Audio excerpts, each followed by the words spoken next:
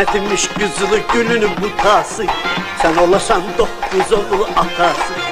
Kız evini boyunu büküğü görenden İncimesin bey evinin kurdası. Yiğitlerin yoktu sahibi yerde, bey oğlanın yoktu tayyıbı yerde. Görüme bek toyunu mübarek olsun, sağ dışına sol dışına borç olsun. Görüme bek toyunu mübarek olsun, sağ dışına sol dışına borç olsun.